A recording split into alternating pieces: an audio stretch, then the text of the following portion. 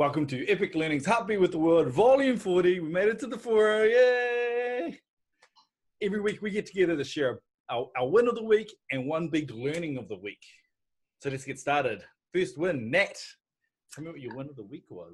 One of the week for me this week has been research and development. So we've been really good in the last few sort of weeks at juggling our day-to-day work and making sure that the team has enough time for some coordinated research and development, creating new products, building new stuff. And we've had some real good stuff come out in the last couple of weeks. And so it's pretty exciting, and it'll be great to be able to share some stuff going forward. Yeah. Are you going to give the audience a date of when you're going to share something? You can't. No, but just watch the space, because we've got some cool new course ideas. We've got some really awesome tech coming through. Yeah. So. Yeah. Rebecca, what was your win of the week? Well, I remember saying to Nat last Friday that I was actually feeling burnt out from the school holidays. It's been like 6 weeks or something. And her hair was standing on end, and she had days eyes. And it's 35 degrees. Yeah. And here I was thinking, this is the start of the year. I should be feeling really good right now. And it was the first day without kids. Well, anyway, they're back at school. It's a week later, and I'm feeling like way calmer and way more energized to get into work. So, yeah, it's great. I'm pretty sure there's a lot of parents out there that are feeling you today, Rebecca. I think I first started seeing articles about school holidays being too long mid-January. Yeah. Cool. So my win of the week is I'm loving summer, especially with real consistent weather. So it hasn't rained in Hamilton, or maybe just a little bit of a shower for almost 2 weeks. So though it's getting pretty dry and the garden's hating on it, I've managed to get a whole heap done in the evenings, do a whole day's work, then do a bit of gardening, maybe do a bit of cleaning in the back, and then even go for a bike ride. And it's still daylight when I get home. So I'm loving summer and getting outside and doing stuff and trying to get a real tan. It's an inside tan I have most of the year. Okay, so we're winning, but what was the big learn this week? What should we talk about? Today I want to talk about time management and project management. So over Christmas, it was actually good Black Friday, wasn't it? So on a Black Friday sale, we managed to spark a real good deal with some new software called Plutio, which is a project management software. And we left the beautiful Airtable and tried this new software. And we've had a bit of a teething kind of time where whenever you sort of pick up a new piece of software, it's really one of the pitfalls is you take the process that you're using in the old software and you try to apply it to the new software. And it's the wrong approach. What you need to do is learn the software and then improve your organization, improve your time management around the software's capabilities and features. And I think over the summer period, we're just getting to that point where we're starting to see the team working really, really well. And so I know for me personally, going through that process has taught me a lot more about how I manage my time, how I allocate my tasks or prioritize tasks, how I break those tasks down. And I've seen improvement in the whole team in terms of our productivity, the way we're communicating, lots of benefits. Yeah, well, one thing I like about Plutio is it's a specialist tool kind of made for complete project management, compared to Airtable, where we were kind of not hacking it, but using it to do that. And it's so flexible, it could do that, but I'm really enjoying something that's made for what we do, because they're all, from tasks to projects and all the different pieces are all linked together, opposed to us having to make those links and make it work in Airtable and do hacks to make it kind of report the way we want. So that's pretty cool. I've enjoyed that. Rebecca, I vaguely remember you talking about how you're loving tasks and yeah. I love that I can set myself a task or have someone set me a task, and then I can go inside the task and break it down into subtasks where you can then delegate. If you need something done by someone else, you can delegate to them. And the great thing is you can tick it off every little job you do. You can tick it off, and it's really satisfying. The satisfaction of a tick. We as a team have started arguing over who owns the tick. When we have a team meeting, who ticks that meeting when it finishes, Yeah. right? Who gets the endorphins hit? One other point that I think people sort of miss when they're talking about this is it's really popular to offer flexible work times and to offer flexibility in the workplace at the moment. And one thing that Epic Learning's really good at is doing that. Our team have a true flexible work environment in terms of they choose when they work, where they work, and pretty much how they work as long as they're filling in their Plutio task cards. Yeah.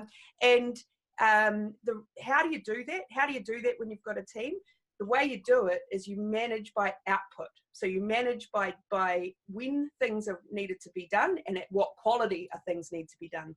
So Plutio allows you to do that. And it means that, Rebecca's a great example, doesn't often work at the same work hours we do, but still contributes an equal amount from the team because she knows deadlines. She knows when things are due. So if I give her a task that's due, say, Friday, she can find the hours between now and Friday to do it. Where if I was saying to Rebecca, you must work between 11 and 3 p.m. on a Thursday, well, that's not going to suit Rebecca, so I'm not going to get the highest quality of people. But it doesn't need to be that way if you're more worried about the output and the quality of the output rather than the hours that the person is working. And that's a really hard shift. I mean, as a manager, like it is really hard to be at work at 9 o'clock and think, I wonder how,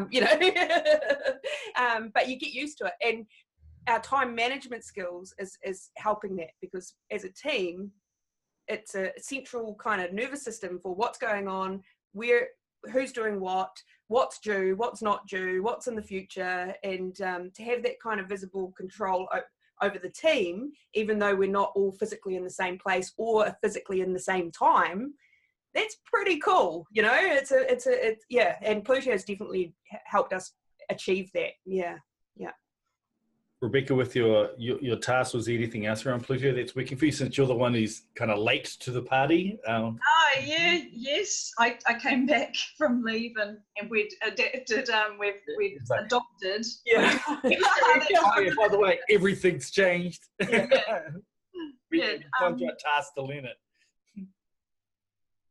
Yeah, I suppose it's just everything we do is on there now, so we only really need to look in one place, which is really useful. Time sheets and tracking is all together.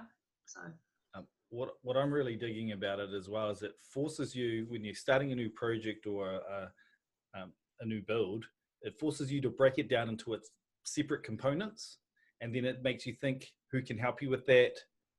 Do I need this? And then because you're going through that process right at the start, you've already kind of broken up all the sections and how you're going to approach it, where sometimes if like me, who just want to get to the good stuff later on, you just rush in and start it, and you haven't quite broken it up into pieces, and then it turns to just the Karl show because only Karl knows what's happening. Where if I break it into pieces, I can say, hey, Scott, can you help do this video edit while I work on this? So it just makes you more efficient by forcing you to do the extra thinking right at the start of the project. Again, it's a new muscle for me since I'm usually a one-man show. So I found that really beneficial. And also the transparency. You can go and look at someone else's project and see how they're tracking, how many ticks and how far along they're going. And if you do have some spare time, you go, hey, I can have a look at that, or I can do a review for that. It's been really good for our review process, actually.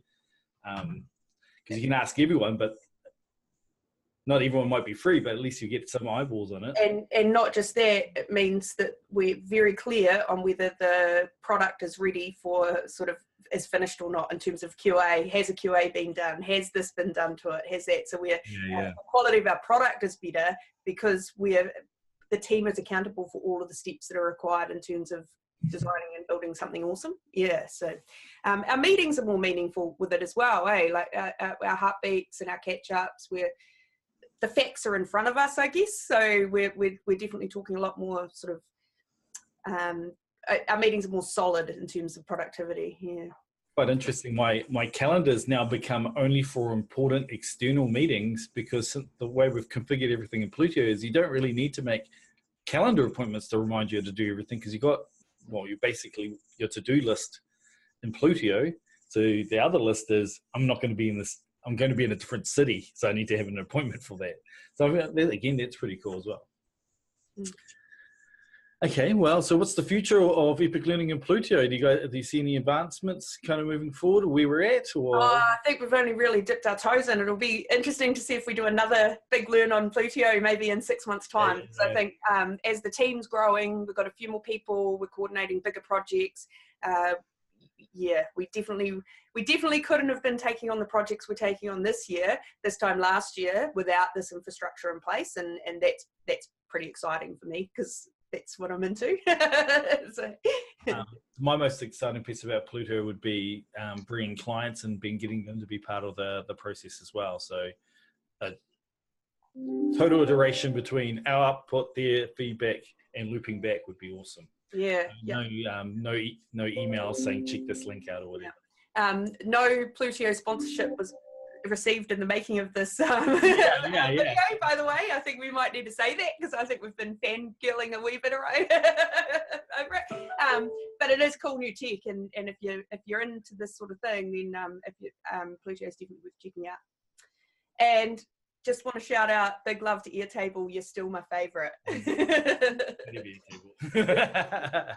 Okay, well, let's wrap it up. Thanks again for watching. If you want to join us, let us know. See you later. See ya. Bye.